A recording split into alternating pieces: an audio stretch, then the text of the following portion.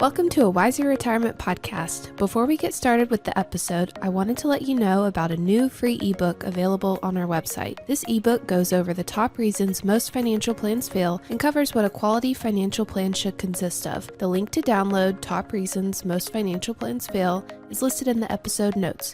Now on to today's episode.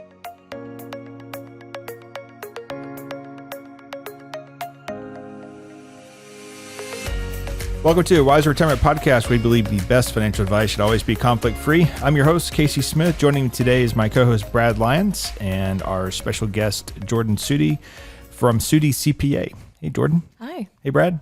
Hi, Casey. So today we're going to focus on retiring early and the FIRE movement and all things related to that. But before we get started with our podcast agenda, let's cover a little bit about what's happening in the stock market. We've gotten off to a pretty good start, Brad. I mean, this was the year of death, destruction, plague. I mean, 2023, right? Major recession. The year of the recession. I mean, we're only 30 days into it at the time of this recording. So, but interesting topic there. As goes January, goes the year. Really? Is that a thing? Over 70% of the time, the rest of the year follows the performance of January. Interesting. Yeah. Okay. So it's exciting. I learned something new, isn't it? Yeah. So what about the AFC NFC thing? So no, that's not quite the. I mean, the Super Bowl's coming up, right? So yeah. So if we have a 70% chance based off January, and then the NFC wins Super Bowl, I mean, that's a sealed deal, right? No. Put all your money down, huh? I don't know about the football one. I've heard of it, but I don't know exactly how it goes. Yeah, I'm not sure who's supposed to win that. It's probably the AFC. They win anyway. So but the other one, there's lots of data on, lots of history. A little over 70% of the time, the rest of the year follows the performance of January. Well, 70% of the time over 10 years, the market's up, right? Use a general rule also. I don't know. I don't pay attention to these rules because, quite honestly, they don't matter. They're fun to talk about. Mm-hmm. I just feel sorry for all the people who went to cash. Yeah. And they're like, oh no, this is going to be terrible. I'm going to sit this one out. I mean, this is why you got to focus long term in investing. And obviously, growth stocks like tech stocks have been plummeted in 2023, but 2022. I'm sorry, in 2022, yeah. but year to date they're up 10%. Right. So I mean, as a don't group, want to miss out on this. As a group, and there's some individual tech stocks that are up over 40% already. Right. So we're probably seeing a rotation in tech a little bit away from the larger names, the FANG stocks. Yeah. And so we're seeing them more in the, I think in the manufacturing of tech, with the chip makers and some of that. Right. So we're seeing a little bit away from the software and the services, and perhaps into the hard economy of technology. So, but nonetheless, tech was down a little over 30% last year. Now it's up over 10% so far this year. You have to stay focused long. Well, geez, if you go back prior to 2022, I mean, you had a tremendous gain over the years, over 100% at one point. Yeah. So it's again. It's something we talked about this time last year. In fact, even though it did go down, I mean, if you went back and listened to this podcast a year ago, the topic was it's hard to see an economy being driven by something other than technology going forward over several years. Right. So whether it's in productivity enhancements, new development, new use of software, new use of hardware. So it's going to drive it through several different sectors: medical, utility.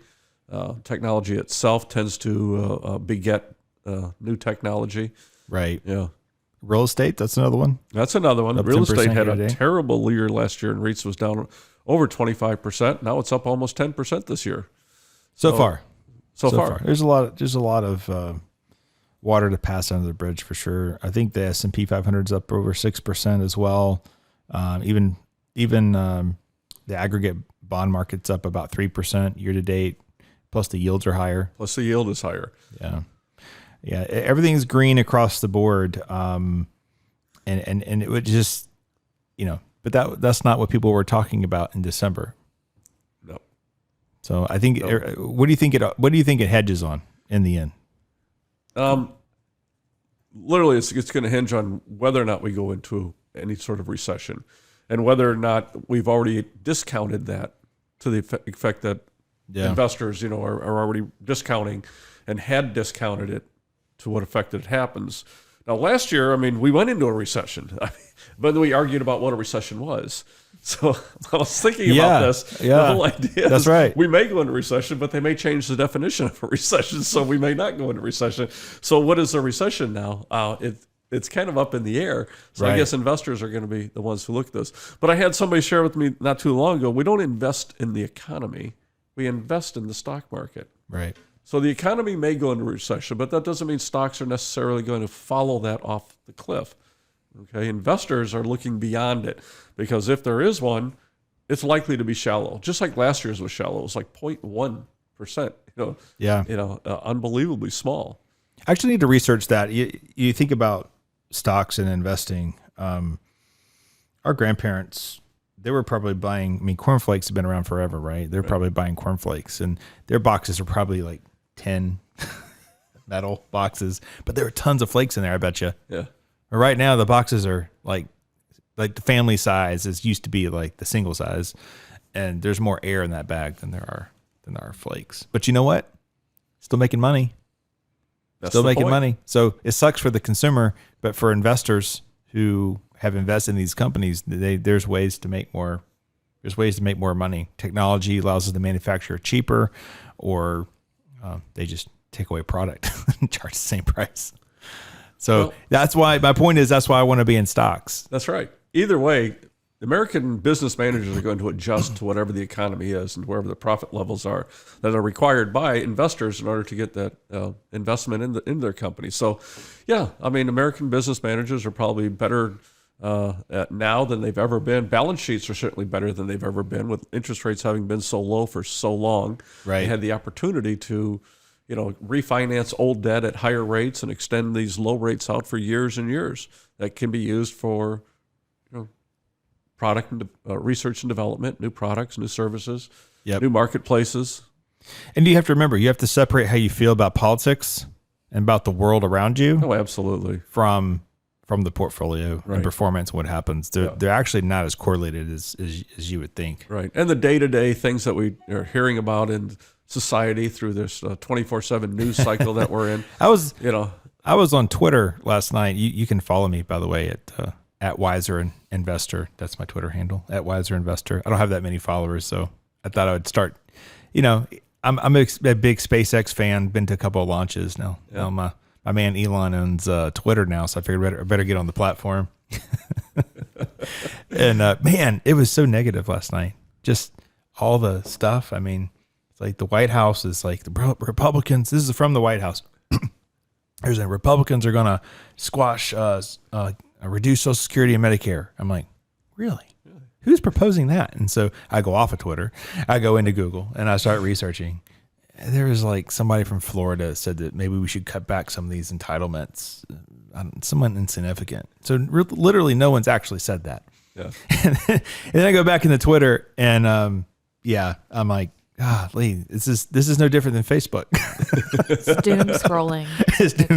Doom scrolling when you go through. Oh, cool. It's just worse. Everything is worse than the tweet before. Yeah. Yeah, it's crazy. And of course, everybody was just like really getting at each other in the feed and everything. And I was like, I don't know. Very interesting. He's got some cleaning up to do, I think, on the Twitter front. But. Well, there are some investors that say when the news is at its worst, it's the best time to buy stocks. The financial news for sure, and I think that was last year. And now we've transitioned into people feeling a little more rosy because potentially maybe the economy doesn't hit as hard as they think it's going to. And you've taught me this, Brad. Anytime you read an article, you have to research the person who wrote the article to figure out what their bias is. And so many times, especially in the Wall Street Journal, they have very accomplished portfolio managers will write articles or opinion papers. But then when you read them, they're like dividend or value based. And of course, they're going to say doomsday because if there's not a doomsday, they don't make any money. Right. So they want to be somewhat of a doomsday for them, Anyway, Jordan, you want to join us in the conversation now? Yeah. I'm taking mental notes right now. That's glad. This is on video, so you couldn't go to sleep during that segment. But well, let's transition a little bit. Let's talk about 72 T's and retiring early, which sounds great to so many people. I don't see myself retiring early. I like what I do. Maybe do it a little differently. Maybe on a beach somewhere, but actually not that much of a beach person. Maybe in the mountains. I don't know, but work may evolve towards that. yeah. Okay, it's changing very rapidly already. Right. And this is where, business managers today adapt to a changing environment. So as employees, we will adapt to a changing environment as well. And that includes retiring early, past the, earlier than the traditional age, earlier than what Social Security, had presumed for us. So that means money has to come from other sources, such as our retirement accounts that we build up through work. Right. But even that is based upon later retirements. And so now there are these exceptions. They've been around for a while, but they're becoming more and more popular to be able to withdraw money from our retirement plans in order to live off them. So, Brad, have you heard the FIRE movement? Very few people have. I have. FIRE stands for Financial Independence Retire Early. So it's F period, I period, R period, E period. Mm-hmm. So basically, Dave Ramsey's telling us that, basically these people want to retire between 30 and 40 years old. And I mean, some people don't even know what they want to do until they're 30 or 40 years old. But in order to achieve it, you got to save 50 to 75% of your income. So I kind of see it also. I mean, maybe it's in this article somewhere, but you got to be making a lot of money to make this happen. It was in the article. It's very significantly displayed in the article too, that you're usually talking about large sums of money. Right. Of Over income. $100,000. Yeah. But it also presumes that you start early, both working and savings. Living at home. Yeah. And there's no club memberships or anything like that here. It's bare bones ramen noodles. Yep. No going out to eat. Yeah. Yeah. No, not even the nice ramen. It's like the Walmart ramen, right? One you can buy in like a 30-pack. Yeah. The 30-pack. Oh, not even Walmart. It's the Sam's. It's the Sam's ramen. Oh my goodness. Hey, first of all, I don't want to make fun of them. I mean, the bottom line is these people have a purpose and a mission, and so that's that's our theme this quarter, right? Is intentional. Yes, to be intentional. To be intentional. So good for them. I mean, I think so many people just kind of walk through life very lost, but people in this movement they don't want to work.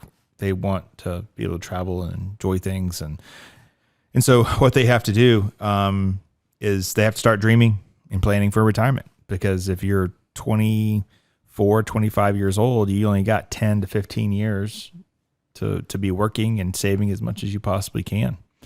And if you're able to save 50 to 75% at a young age, I think that leads you to create habits that you're not going to be overspending in retirement as well. So I think the kind of people who are geared towards that are setting themselves up for a nice future.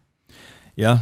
I just wonder, we have several young people here that are saving quite a bit, but I don't see them like living at home in their parents' basement, and they're trying to retire maybe at 50, 45. They say 45, they end up having to push it to 50 or 55. Medical is just the biggest issue. But they do have to find ways to keep their expenses really, really low.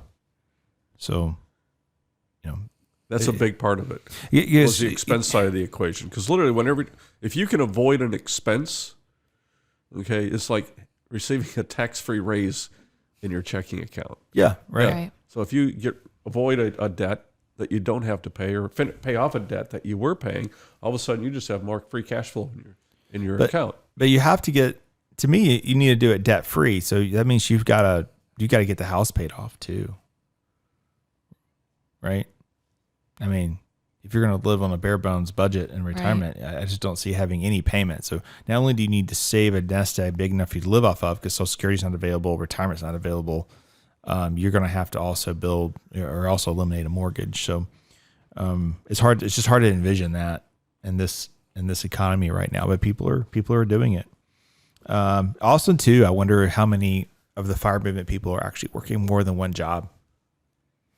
I've talked about this before on our podcast, but we've counseled several families that at least one spouse has at least two jobs. Working with one now that has a really cool guy came out of SpaceX, where they work them just like crazy, but he's working 2 full-time jobs and he's making 6 digits on each, more than, high 6 digits on 2 different jobs. And they don't know that he's working 2 jobs, but he just does it. Wow. That's something that remote work allows people to do. Right. Yeah, that's right. You wonder if it's ethical, but I guess as long as the project's getting done, then what does it matter? Because as a company, you're thinking, okay, this is what this job is worth for me, and if the project's getting completed, I don't know. Watch out for some employment agreements soon, but otherwise, I know exactly. Exactly. Probably in that space is like as long as he's not sharing the technology between the companies, then maybe that's all that matters. Obviously, saving and investing had to become a priority. Not getting into credit card debt. You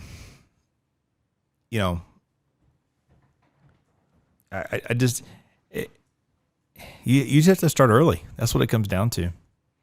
But if you manage to do it, and you get to the point where you now have, I think you'd have to have multiple buckets of money. So you're putting money in pre-tax into retirement probably, and then you're putting money into a brokerage account and you're saving there. I think some of them probably do it through. I see this on my CNBC feed. Some people do it trying to buy real estate and renting it out, but that's so deceptive. I get frustrated when I read the articles. It's like so and so bought 4 rental homes and now they have. And this is the word they have to be careful of the word they use. Now they have $100,000 a year in gross passive income. Well, they have $100,000 a year in gross passive income, but they also have mortgages on 4 investment properties, and so their net is not really $100,000. That's very deceptive when they write those articles. Absolutely. Yeah. I noticed all the Bitcoin ones have kind of disappeared. There's been a lot of people living on Bitcoin because they were early investors in Bitcoin, but we don't hear about them as much anymore. All right. So, there are steps. And even if you're not part of the FIRE movement, even if you're just ready to get your financial life in order, our version of doing that is you eliminate all the stupid debt. So you get rid of credit cards, you get rid of even auto loans. All you have left is your mortgage. After you've gotten that eliminated, you make sure you have your emergency reserve fund set up. So that should be probably about 6 months of your expenses.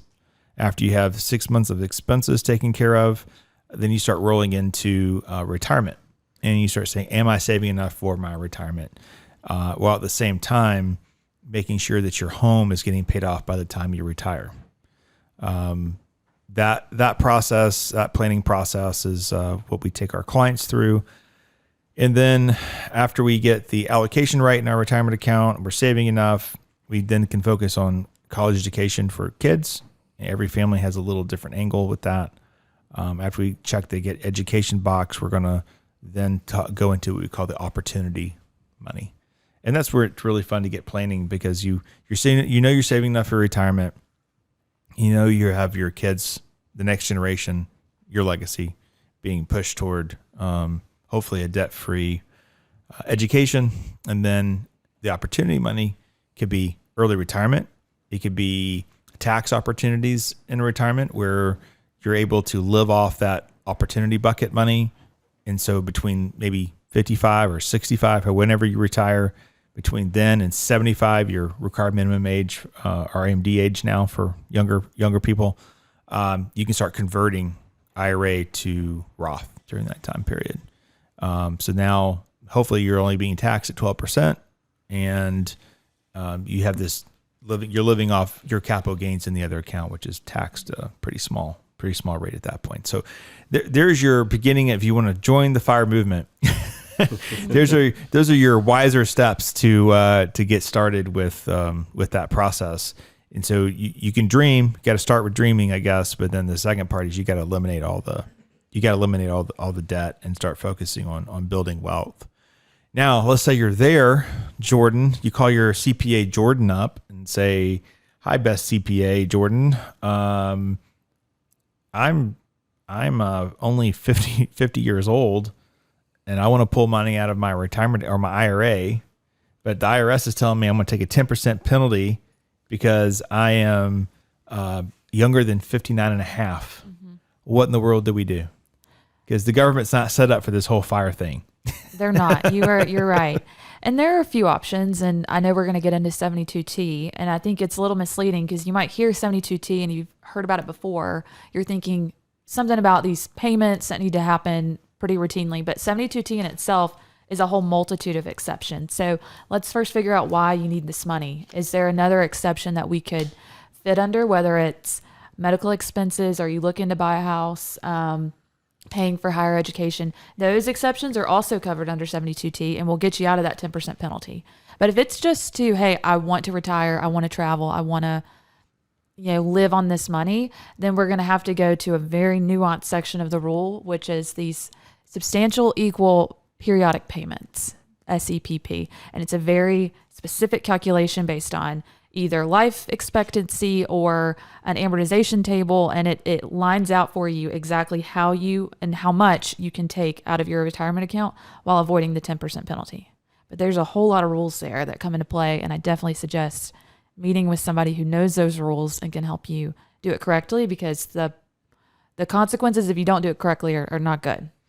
So the 72T, you're telling me it's a formula, basically? Yeah. Yes. So you get to pick between 3 different methods, and each one will tell you how much you can pull out. One's kind of on the lower end, one's on the higher end, and then one's right there in the middle. But whichever method you pick, you got to stick to it for at least 5 years or until you hit 59 and a half. So if whichever is longer, whichever the longer period is. So if you do it and you're 57, you're going to go past 59 and a half. That's right. And you can't make any additional withdrawals, or you break the agreement. Right. Yes. Yep. It ceases to be substantially equal. Then the 10% penalty then applies. And it's retroactive too. So if you end up, messing up the calculations here, if something gets out of whack, the IRS can come in and say, wait a second, this was never, substantially equal, and they'll come back with the 10% penalty retroactively as well. That's not fun. It's not fun. No. So that's I would suggest it as a last resort. You got to set it up, and then you got to make sure those are the right payments, and then no payment is skipped. Right. Is that an annual thing, or is it a monthly thing, or do you have to pull out so much per year, or is it just? It's a yearly calculation. Okay. So I'm sure it's probably dependent on your brokerage, whoever's holding it. You would need to make sure that it's all I's are dotted, T's are crossed by the end of the year. So that 1099 shows the exact amount that's supposed to come out. Right. And I think that's another big thing that people don't realize sometimes with the reporting, the 1099-Rs. Yeah. They're given a copy that's 1099-R, and there's a code on it, and that's also reported to the IRS. So it has to be right on that tax form, because that's, we're going to input it as we see it on the form. There's no manipulating that, in taxes. So could you, if you had multiple IRAs, could you just do this in one IRA and not the other IRA? Or is it across the board? It all gets lumped in together? Because I don't know. Let's say you had $1 million in an IRA and say, okay, this is going to be a 72T. And then you had $50,000 in another IRA that's not a 72T. I don't think that would fly, because your 1099 is going to all add up to be the wrong number. Right. Or the formula, if you could do it, the formula is going to be reduced, right? So if you need X amount of dollars, you might need both accounts to add up to be that amount. Yes. Because I used to think substantial and equal payments just meant that, well, substantial, you just got to make them, big. But there's actually a formula. Right. And I hope it's what you need, because there's no changing it. Yeah. You get one to. Yeah. There's no. You can go from one method to another one time, okay, throughout the period. But you said in our example where the person is 50, as time goes by, inflation takes an effect on this. Right. So 9 years later, you're still taking the amount that you took when you were 50, even though inflation may have eaten into that purchasing power. Or if you had a change. family emergency or medical emergency, and you had to pull out money 5 years later, all that 10% penalty be applied to the and it doesn't matter the performance of that account from an investment return standpoint. Mm-hmm. You have to keep making those payments. Right. Yeah, that's true. What if you didn't need it anymore? Mm-hmm. Yeah. Not good. Yeah. I've found it's been restrictive. I typically in the past, if someone's within a year, it's almost better just to pay the 10% penalty if that's all you got, and they just insisting that they're not going to work anymore. Right. I just wouldn't mess with it. But it is an avenue to avoid it. It is. I think it probably works best if you have other funds elsewhere to fall back on, Right. savings, what have you. Yeah.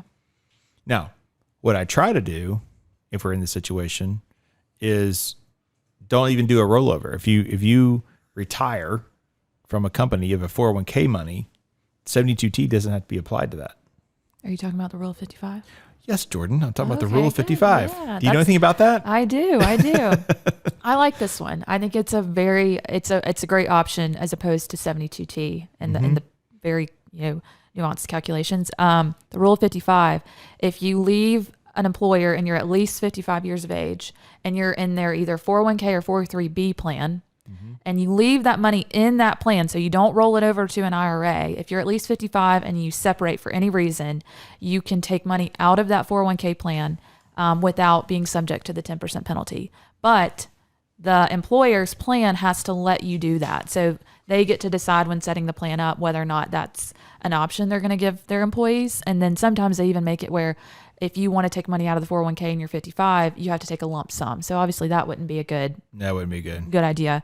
So you'd want a flexible plan where they allow it to happen and on your timetable and the amounts that you would like. I've never seen a plan that didn't offer that. That was a larger company. I think that's Right. pretty standard. Small business. I don't know. I haven't really dealt with that with a small business because usually I'm dealing with the owner, and that's a little different. But that's something I have to start looking for in small business plans. I don't know if you just do a canned, like an ADP 401k.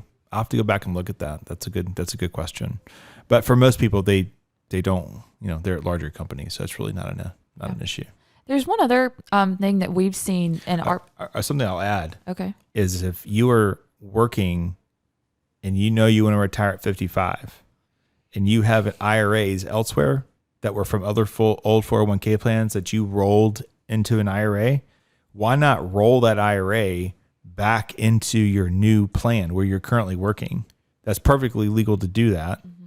And then the Rule of 55 would apply to that entire amount, as opposed to having IRA money kind of spread out. Yeah. So that would help too. If you didn't have enough, but you had in the 401k, but you had IRAs from old employers. Yeah. Or old 401k plans, roll them into the existing 401k plan. Right.